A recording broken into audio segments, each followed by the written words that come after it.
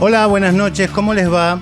Volví, aunque no lo crean, volví de mis vacaciones. Yo soy Gabriel Barbagalo, obviamente que no soy Milva Castellini, que como se merece, mi compañera, está ella ahora de vacaciones y va a estar por un par de sábados más. Es sábado, son las 20 horas y estamos acá en Radio Con Vos, en Fuerza Natural, ya casi por empezar el tercer año. Qué bárbaro. Y seguimos con el mismo equipo, seguimos con Milva, seguimos con Fede. Hoy tenemos nuevo operador, tan bueno como Charlie, como todos los de la radio, que realmente manejan a la perfección los botones tan difíciles que son de manejar. Hoy tenemos un programa interesante. Vamos a tratar de que no se note la ausencia de Milva, pero creo que va a ser bastante difícil. Hoy vamos a hablar sobre... nos vamos a meter en el tema de la educación, los desafíos que tienen los chicos de hoy en día cuando están en la escuela y cuando terminan sus estudios, todos los problemas vocacionales. Vamos a hablar de una nueva actividad que es el coaching, algo que lo escuchamos ya desde hace muchos años, más que nada ligado al deporte. Luego lo escuchamos dentro de las empresas y hoy también como herramienta para enfrentar desafíos individuales. Nos va a visitar acá en nuestros estudios un especialista en coaching y en educación. Después vamos, obviamente, como siempre, a hacer nuestro lado B. Hoy nos vamos a dedicar de los chicos en una columna que la titulamos Los niños primero. Y vamos a ver si nos queda tiempo, pero vamos a ver, como siempre, a veces nos quedamos con poco tiempo, pero en los temas de hoy si nos metemos con las olas de calor en Latinoamérica. Pero bueno, Milva no está, pero Milva de alguna manera le pedimos que esté presente en nuestro programa y vamos a escucharla en una de sus editoriales, pero antes, como siempre, la vamos a presentar porque nos acompaña, como desde el principio de Fuerza Natural, una empresa de salud, quizá una de las más importantes, porque cuando hablamos de salud hay momentos en los que no alcanza con tener el mejor servicio médico, como al recibir un diagnóstico o al transitar un tratamiento. La atención que necesitamos pasa por otro lado, uno mucho más humano. Por eso en OSDE te cuidamos con empatía, cercanía y escucha, porque lo más importante para nosotros es y será siempre saber contener. Así que si quieren los invito a escuchar lo que nos decía Milva días atrás. Hay un tema muy lindo que hoy vamos a abordar en Fuerza Natural y que Fede me lo propuso y me pareció sumamente interesante, que tiene que ver con un título que es escucha y mirada, ¿no? Y aunque se suelen y se pueden utilizar como sinónimos, los verbos oír y escuchar no significan exactamente lo mismo. Si bien es cierto que tienen relación con la percepción y la comprensión de los sonidos, lo que los distingue es la intencionalidad del oyente. Según la RAE, escuchar es una acción voluntaria e implica intencionalidad por parte del sujeto, a diferencia de oír, que significa sin más percibir por el oído un sonido o lo que alguien dice. La acción de escuchar es consciente y deseada por parte del oyente, quien adopta una actitud activa para comprender lo que otra persona le está diciendo o para disfrutar de la música, de una película o de otras formas de entretenimiento. Y en ese contexto, esta actitud activa facilita la interacción con lo que se escucha, ya sea participando en una conversación o disfrutando como espectador en un recital, en una obra de teatro, en el cine. La escucha implica una subjetivación del material, implica poder atravesarlo por la propia singularidad. Habilita la mirada particular de cada uno en eso que se escucha. Da lugar al interrogante, a la propia construcción acerca de lo escuchado. Un posicionamiento, bien digo, particular acerca de todo eso. Y finalmente, habilita la creatividad. La acción de oír es en cambio involuntaria. No estamos esperando o no estamos atentos a la llegada de un sonido. Sin embargo, sucede. Al producirse ese sonido, lo percibimos y sabemos procesarlo. Puede pasar, por ejemplo, en una conversación en grupo, que inicialmente simplemente oigamos ese murmullo de voces sin un interés consciente. Sin embargo, si alguien menciona nuestro nombre o un tema que nos interesa, nuestra atención se enfoca automáticamente y comenzamos a escuchar con mayor intención sobre lo que se está diciendo. En ese sentido, la percepción auditiva puede ser un proceso dinámico y adaptable. Del mismo modo, cuando se trata de música, podríamos ir una canción en segundo plano sin prestarle mucha atención. Pero si algo en la música nos llama la atención, podemos comenzar a escuchar con más detalle, apreciando la letra o la melodía. Esta distinción entre escuchar y oír es muy similar a la que se produce entre los verbos mirar y ver. Uno ve sin querer, pero uno mira a conciencia. Nos preguntamos entonces, ¿dónde ponemos la escucha y dónde ponemos la mirada? ¿Qué miramos de nuestro entorno? ¿Y qué dejamos pasar por alto? ¿Cuándo escuchamos una canción que nos atrapa la melodía y cuándo le prestamos atención a la letra? Una linda historia para reflexionar. Bienvenidos. Esto es Fuerza Natural. Y bien, acá disfrutando de las pelotas con Será, ¿no? Qué lindo tema este. Y lo que decía Milva respecto de la escucha y de la mirada tiene que ver con el invitado que vamos a tener un poco más, digamos, más avanzado el programa, probablemente en la segunda mitad, pero lo voy a presentar ahora. Estoy hablando de Fernando de Agosto, profesor en psicopedagogía y coach ontológico, con muchos años de experiencia en educación, acompañando alumnos y familias y acompañando ahora a personas durante su proceso de crecimiento personal. Hola, Fernando, gracias por venir. Gracias a vos, Gabriel, ¿cómo estás? Bien. ¿Qué te hace reflexionar esto que nos decía Milva respecto de la escucha y de la mirada, ¿no? Bueno, nosotros en el coach hablamos mucho de escucha activa, que es, digamos, nosotros trabajamos mucho con el discurso de las personas que nos vienen a ver y partimos del discurso de las personas que nos vienen a ver para acompañarlos y que ellos mismos puedan desarrollar o buscar un camino de solución, un camino de salida. Muchísimas, digamos, de las palabras que ellos utilizan, teniendo una escucha activa, uno las recibe y las puede devolver para tratar de que sean esas mismas palabras las que abran una puerta digamos, a la búsqueda de la mejor versión del otro.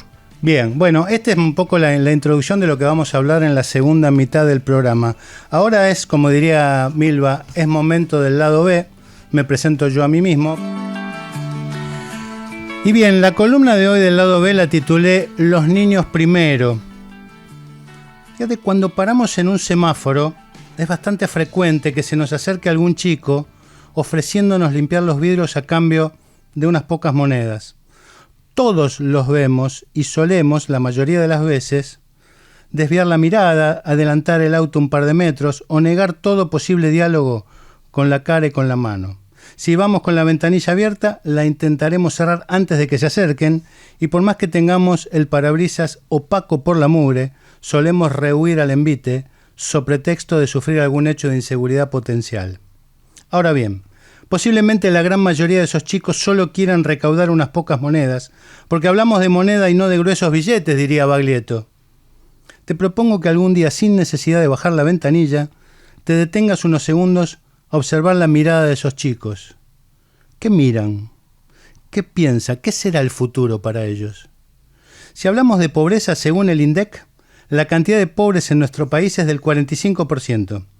Pero entre los niños es del 66%, 2 de cada 3. El gobierno desde hace unos años asiste a las familias desocupadas e indigentes con ayudas sociales. La asignación universal por hijo y la tarjeta alimentar son asistencias que el Estado otorga a familias indigentes con hijos menores o discapacitados, pero que no supera los 150.000 pesos. Y el mismo INDEC nos dice que el costo de crianza de un niño es, según la edad, entre 200 y 250.000 pesos por mes. O sea, ¿dónde recuperamos la diferencia? Está visto que en los semáforos no. Si hablamos de violencia, los números son categóricos. La participación de niños, niñas y adolescentes crece año a año.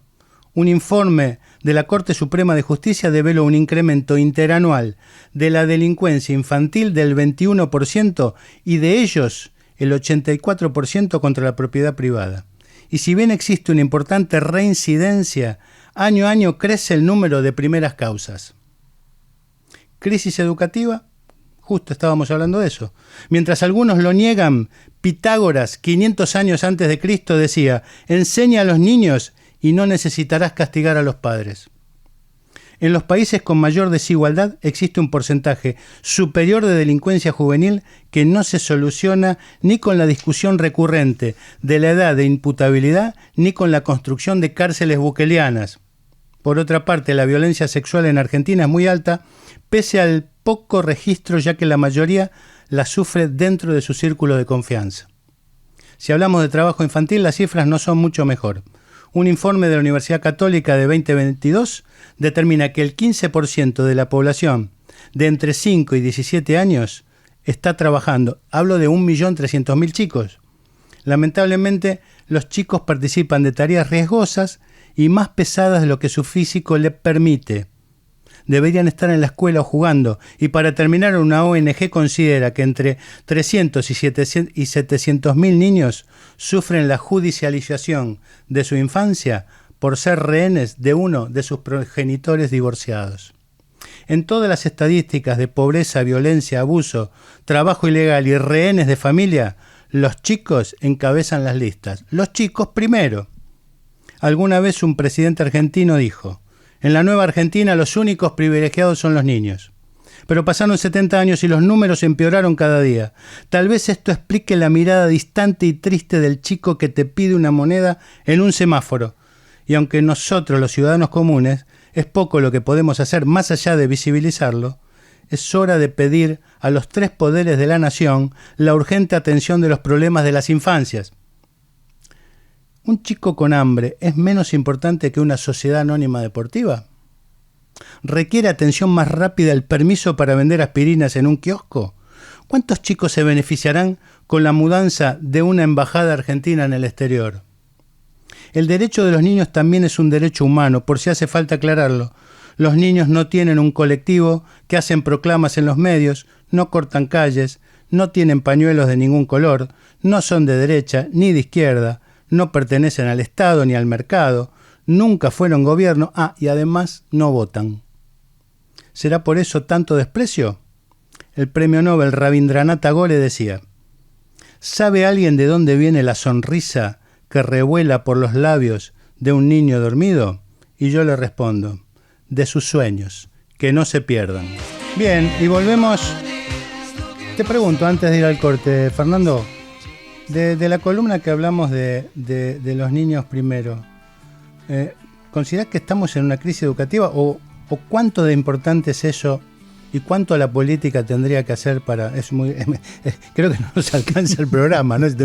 Pero un poquito, digamos, antes después de meternos en la segunda mitad. En Argentina vivimos en una crisis educativa permanente y eterna. Sí. Es una deuda social inmensa que tenemos.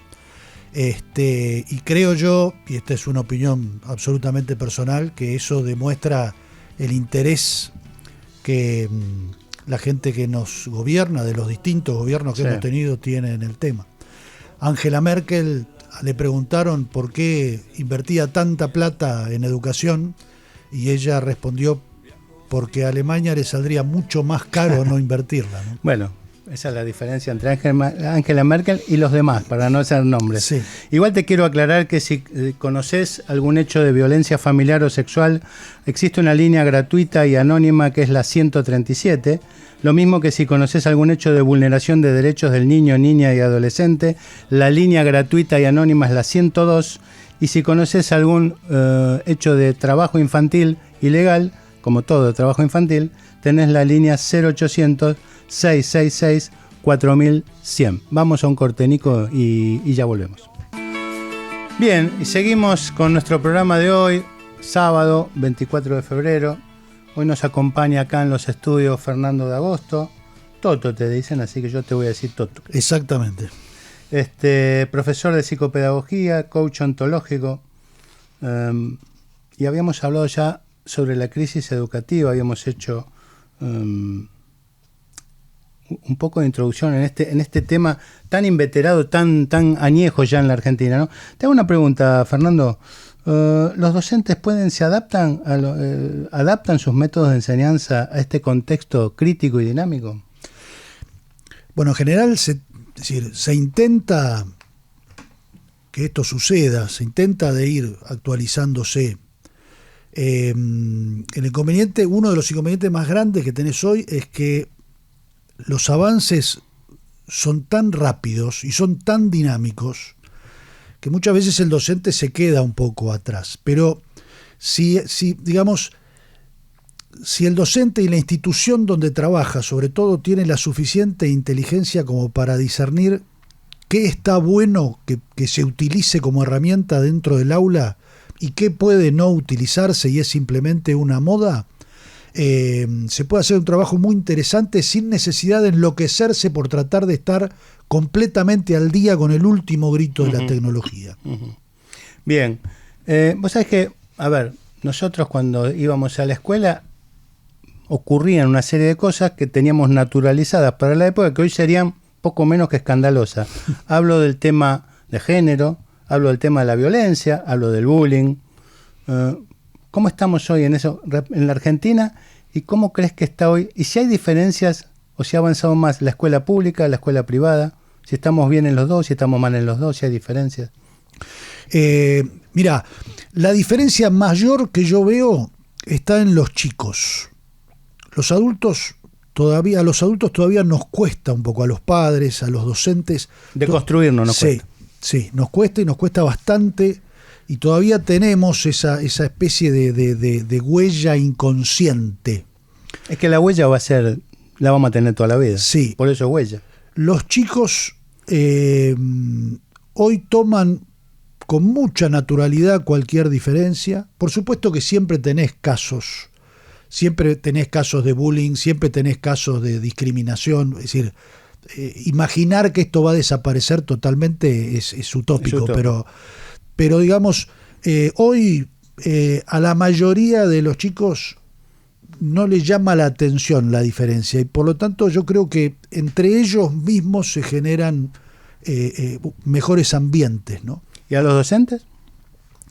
¿Depende de la edad también? Depende de la edad. Hay una edad intermedia que yo creo que es la más difícil. Los docentes más grandes tienen la sabiduría de los veteranos, entonces ya ven las cosas y han visto o hemos visto, porque yo estoy dentro de esa, dentro de esa fauna. Somos menos jóvenes, digamos. Hemos visto tantas cosas que ya, digamos, tenemos un espíritu un poquito más solidario con todo esto. Los docentes jóvenes les falta todavía muchas veces un poco de seguridad en sí mismos y entonces quieren imponerse a través de conductas que por ahí no son las ideales. Hay camadas de docentes jóvenes muy bien formados respecto de esto, hay otras que no, es decir, es bastante personal, pero lo que sí, digamos, es claro y es evidente es que hay un cambio que se está generando y se está llevando a cabo, que es positivo. Mira, yo soy médico y te voy a dar el ejemplo de la salud. Desgraciadamente, y yo soy un médico formado en un hospital público, en los últimos años, te diría décadas, el hospital público quedó rezagado respecto de la salud privada. Imagino que quizá en la educación puede ocurrir lo mismo o no sé cuál es tu visión. Depende del área. Ajá. A ver, la educación privada y en general la educación privada que es confesional, ¿sí? En general trabaja con personal que adhiere a determinado tipo de pensamiento y a determinadas normas morales, digamos. Una uniformidad, es decir. Exactamente. Y no toma, en general, personal que por ahí viene de otro palo o viene con otra mentalidad respecto de ciertos temas. En la educación pública esto es más amplio y digamos que es más cosmopolita, llamémoslo por llamarlo de una manera. Es más diverso. Por lo cual yo creo que ahí en la educación pública vos tenés una ventaja respecto de lo otro. Digamos, digamos que la diversidad. Sí, a ver, vamos a aclarar que estamos generalizando, ¿no es cierto? Es decir, la generalización siempre y termina siendo injusta. En ese sentido yo creo que la educación pública tiene, si querés, está un escaloncito hacia arriba respecto de la ventaja. No está claramente un escaloncito arriba y no tiene una ventaja Y en cuanto a la calidad educativa, en cuanto a una cantidad de servicios, en cuanto a una cantidad de disposición de materiales, etcétera, etcétera, salvo aquellas escuelas, aquellos colegios públicos que están ubicados en una zona, digamos, un poco más pudiente. Pasa, ¿no? Pasa con el Hospital Fernández. Exacto. Respecto de un hospital del conurbano que tiene una ventaja solo por la cooperadora. Esto es muy claro, ¿sí? Bien. Es muy claro. Te llevo a otro lado antes de ir al tema del coaching. Sé que tuviste un tiempo trabajando en los espartanos. Sí. Es interesante todo esto. Lo hiciste casi como voluntario. Bueno, estuviste trabajando un tiempo, pero contame un poco esa experiencia. ¿Qué te dejó? Bueno, yo soy voluntario de la Fundación Espartano desde hace muchísimos años y cuando me jubilé de mi cargo... ¿Era grande en serio? Sí, era grande en serio. Cuando me jubilé trabajé durante 3 años coordinando el área educativa de la Fundación. La Fundación tiene un área educativa cuyo objetivo es generar una cantidad de cursos y de aprendizajes dentro del penal para los presos y las presas, y llevarles distintos tipos de capacitaciones para que puedan tener un trabajo, digamos, cuando salgan en libertad. Mi experiencia fue muy buena. Yo me encontré con un grupo de gente muy dispuesta a aprender y a tratar de mejorar y a tratar de cambiar su vida a futuro. Tanto en los varones como en las mujeres. Vos sabés que Espartanos tiene espartanos y tiene espartanas también. Con mucho interés en cambiar, con mucho interés en mejorar y con mucho interés en poder desarrollar algo para evitar volver a caer. Vos sabés en que prisión. cuando vos contabas esto, Fernando, recordemos que estamos con Fernando D'Agosto, profesor de psicopedagogía y coach ontológico, ¿no? Pero cuando él contaba esta experiencia en Espartanos, a mí me venía a la cabeza algunas manifestaciones ligeramente negacionistas, cuando vos decís, mira, la educación previene el delito. Dice, no, todo tiene que ser punitivo.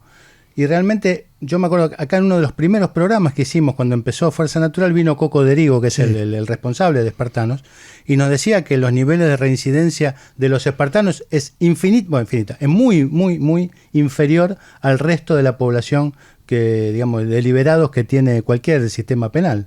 Sí. Mirá, y te voy a agregar un detalle respecto de mi formación como coach. A Espartanos se acercan varones y mujeres que están presos, que están presas. Recordemos que adherir a Espartanos es voluntario del interno, ¿no? Totalmente voluntario. Bien. Y una vez que, digamos, y si vos adherís a los programas de la Fundación, tenés que cumplir una cantidad de requisitos, claro, etcétera, etcétera, que sería por ahí muy, muy largo de explicar. Pero en general lo que vos tenés son varones y mujeres que han decidido cambiar. Bien. Esto, si lo que hace Espartanos es acompañar esta decisión de cambio. La decisión de cambio siempre es personal, claro, ¿sí? Espartanos lo que hace es acompañar esto a través de la educación, a través de la oración y del crecimiento espiritual, y a través del rugby fundamentalmente. Sí. El trabajo que se hace con el rugby es muy importante. Yo te diría es igual de importante o más importante que el educativo. A mí me llamó mucho la atención. Digamos eso. Que también el rugby forma parte de la educación, ¿no? Sí, bueno, sí, estamos hablando de educación formal o informal, ¿no es cierto? Pero es así. Ahora, vos sabés que la escuela donde yo hice mi formación de coach, que se llama Dar Comienzo, hizo un curso de formación para coach dentro del penal. Ah, mirá vos. Y a fin del año pasado, 17, si no me equivoco, o 18 espartanos que están presos lograron su certificación como coach ontológicos profesionales. Maravilloso. Es la primera vez en la historia que esto sucede dentro de un penal. O sea, todos conocemos la historia de los internos que terminan siendo abogados, generalmente debe ser la carrera que más los atrae. Sí. Y después otras profesiones, pero esto de coach ontológico... Es que nosotros lo propusimos y nos juntamos con los chicos que dirigen la escuela esta a Dar Comienzo, porque el objetivo era poder formar presos que trabajaran como coach con los otros presos para ayudarlos a cambiar dentro del penal. Y eso hoy está funcionando. Bien, entonces nos diste el pie necesario para que nos expliques entonces a toda nuestra audiencia qué es el coaching ontológico, qué es esto del acompañamiento. Estamos hablando, por eso digo, yo en mi ignorancia recuerdo que el coach era deportivo cuando yo era joven, digamos. Sí. Es más, los ingleses le dicen coach al director técnico. Sí. Después empezó, cuando en mi época de empresa, yo recuerdo que empezaron a aparecer los primeros coaching, el primer coaching dentro de las empresas. Pero ahora estamos hablando ya de un coaching individual que busca los desafíos. Estamos hablando dentro de un sistema penal. ¿Qué es el coaching? Y particularmente el coaching ontológico. Bueno, a ver, te lo explico así. La formación como coach te da a vos, transcurre a lo largo de 2 años. El primer año es todo un año en el cual vos vas a bucear dentro tuyo para tratar de poder transformarte vos y generar vos, en vos mismo, tu propia mejor versión posible.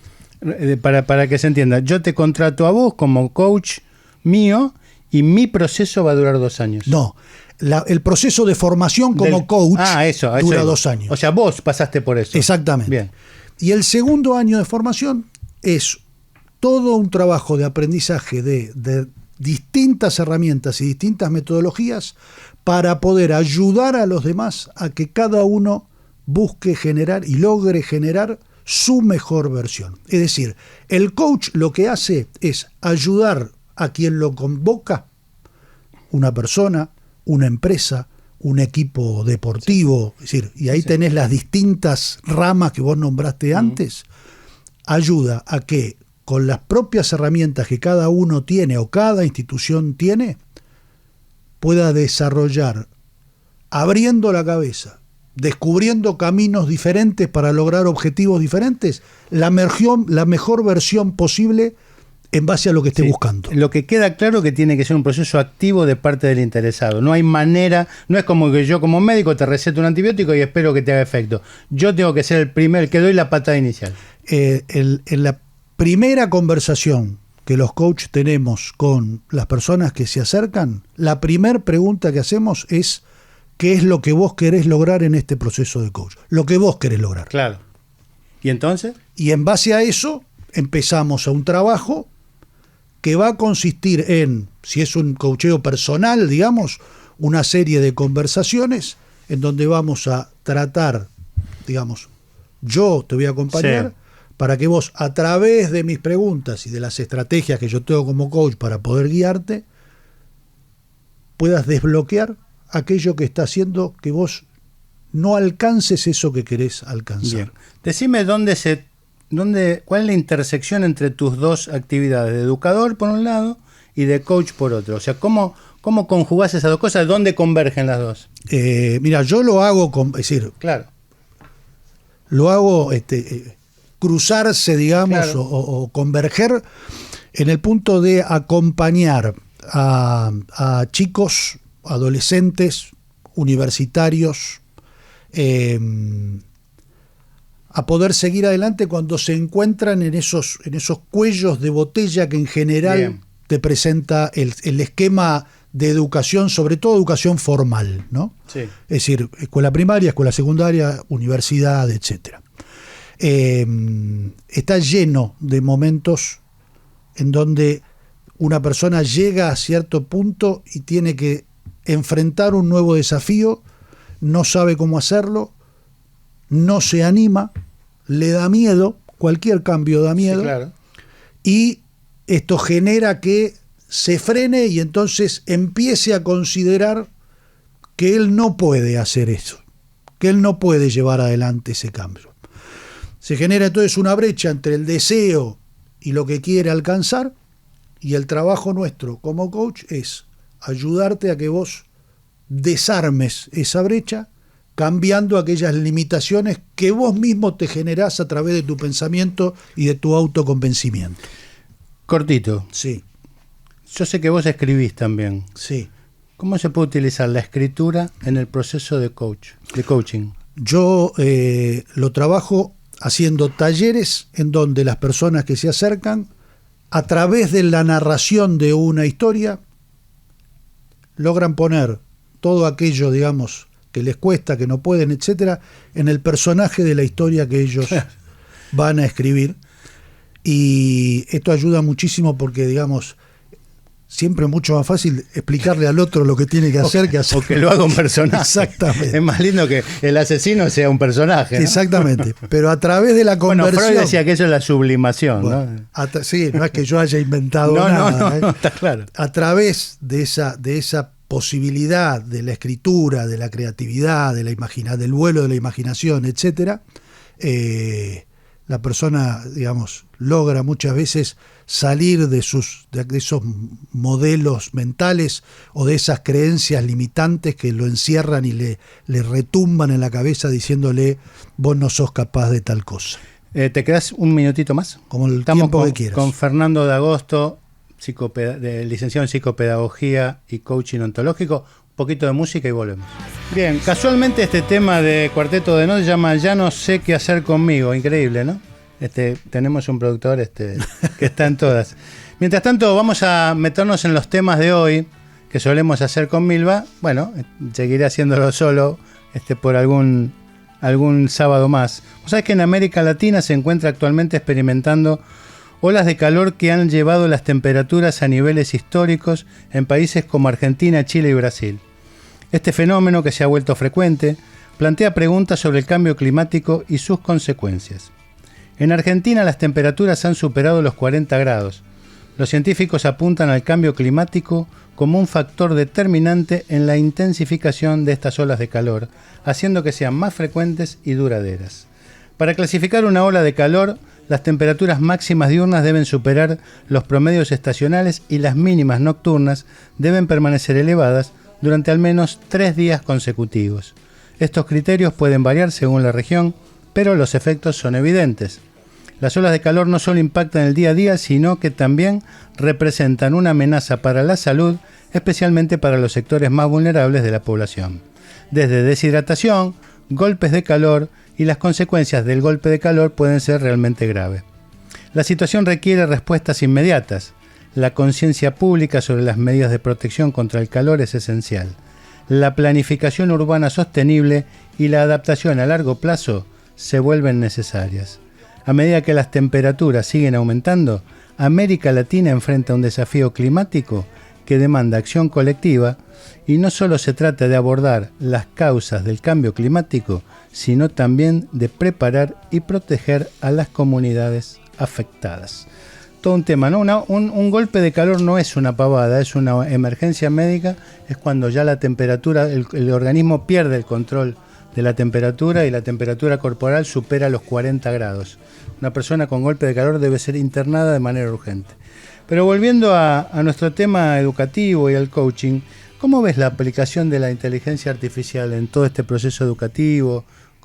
¿Qué expectativas tenés al respecto, Fernando? A ver, es muy nuevo, seguramente va a generar un cambio importante y como herramienta en sí misma va a seguir cambiando rápidamente, pero yo considero todas estas herramientas como posibilidades. Como oportunidades. Sí, como oportunidades que tienen que, es decir, entre todos tenemos que ver cuál es la mejor utilización que se le puede dar a esto dentro de la educación. Los más viejos nos vamos a acordar de cuando apareció la calculadora, que todo el mundo se oponía a la utilización de la calculadora porque, y bueno, hoy la calculadora está dentro de la lista de útiles de cualquier colegio primario. ¿Te acordás que no nos dejaban ir? Tal cual. Con las herramientas, con el tema de la inteligencia artificial, yo supongo que va a terminar pasando lo mismo. Es un desafío y bueno, como todo desafío, es una oportunidad. Bien, o sea, no hay que tener miedo, hay que amigarse y sacarle el mejor provecho. Y aparte, te explico, no lo vamos a poder evitar. No, desde ya. Porque viste que hay algunos que se resisten como si vos pudieras evitar el paso del tiempo, sí, o la ley de gravedad. Sí, a ver, yo digamos, creo que el miedo sirve para algunas cosas, como para que, por ejemplo, mirar para los dos lados antes de cruzar una calle, para que no te pille un auto. Claro. Fuera de ese tipo de cosas no es muy útil el miedo. Fernando D'Agosto, licenciado en psicopedagogía, coaching ontológico. Si te queremos encontrar, ¿dónde te encontramos, Fernando? En redes, calculo que estás en redes, sí. Y aparte están tus cuentos también. Contame. En redes estoy en Instagram como Fernando Toto de Agosto, todo corrido. Fernando Toto de Agosto, eso es Instagram. Arroba Fernando Toto de Agosto. Arroba Fernando Toto de Agosto. Y los cuentos, que son los que, digamos, con los cuales yo trabajo mucho después en los talleres, esto que te digo de crecimiento personal a través de la escritura, están en Spotify. En Spotify me encuentran como Toto de apóstrofe Agosto, como el de mes. Apóstrofe Agosto, Toto adelante. Exactamente. Y no debe haber otro. Espero que no. Bien, gracias. Gracias. Estuvimos con Fernando. Gracias por venir. Gracias, muchas gracias a ustedes. Estuvimos con Fernando Toto de Agosto, licenciado en psicopedagogía y coach y especialista en coaching ontológico. Me parece que me están poniendo la música que nos vamos, pero antes te voy a contar que las personas que hacemos a OSDE te cuidamos con empatía, cercanía y escucha, porque lo más importante para nosotros es y será siempre saber contener. Bueno, y nos vamos, va faltando menos para que vuelva mi amiga y compañera Milva Castellini. Hoy, como siempre, Fede López Feijó nos hizo toda la producción del programa, como siempre, impecable. Nos sigue acompañando Nicolás Caruelo en la operación técnica. También lo extrañamos a Charlie, pero menos, ¿no, Nico? Total, no se va a enterar porque creo que no nos está escuchando.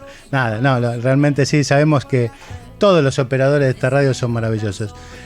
Milva Castellini y yo, Gabriel Barbagalo, te damos las gracias por acompañarnos todos los sábados. Esto es y será Fuerza Natural. Chao.